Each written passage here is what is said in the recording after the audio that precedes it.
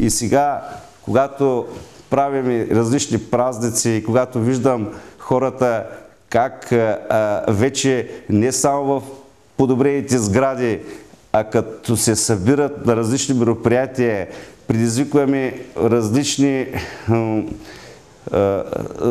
Направихме доста структури. Значи, подпомогна да се изградят 3 неправителствени младежки организации. Младите хора да могат да се събират. Направихме един клуб на младия поет на културата. Възстановихме читалищата дейност в Стралджа и театралната дейност.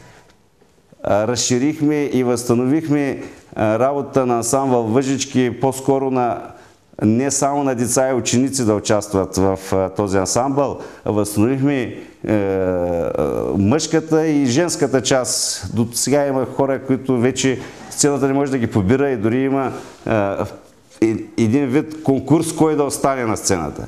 Онова, което си мечтал да стане, се е сбъднало. И това е голямо удовлетворение. За мен съм все едно и също в разкош голям. Така че съм преуспял. Минах през много трудности. От малък съм тръгнал, като станах Матю Добрев. Почнах на 9 години по сватби да свиря. Баща ми изкара на 8 години на сцена. Е тук на тази сцена в Стралджа. Айде, дядо. Айде да свири, моето момче. Айде, дядо. Айде. Айде. Айде, служи.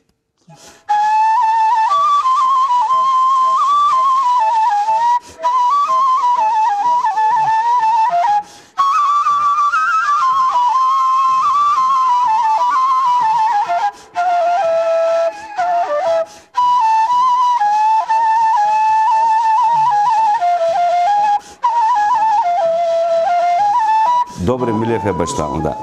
Помня го. Но от моите родители, моя баща, така знам, че на времето с овцете, с животните, когато са всеки е носил гайда, кавал и просто музиката е била непрекъснато сред хората.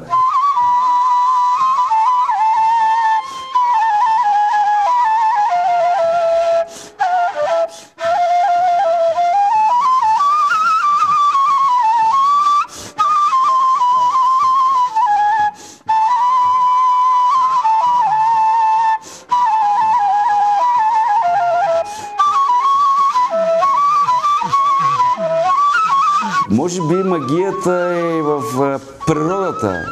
Тракийската песен е на широкото поле, същевременно и хубавите хълмове, когато на пролет за различните растения поетапно разцъфват, раззеленяват и това дава различна тоналност на тази широка и висока и на голям диапазон музика, като тракийската в лицето най-ярко изпълнение, великото изпълнение на Вълкана Стоянова, която е наша съгражданка тук от село Люлин, родена. Работила е в Стралджа определено време и ние така направихме в нея чест чудесния конкурс песните на Вълкана Стоянова.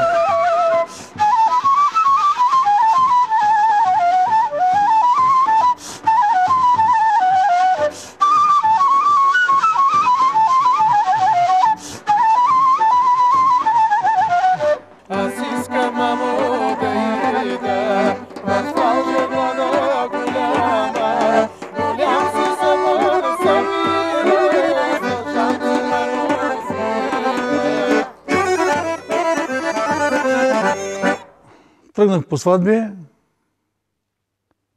и до ден днешен. Минах с много оркестри, свирих, с много групи и сега последно съм с оркестър Тракия, Сил Пазов. Големи сватби са правили, там големи насвирвания. Имало в Стралджа специално имало във всяки квартал, махала, казано, вечеринки, на Мегдана се събирали, се играли хора, дори е имало с надиграване между групите, дори и противоборство.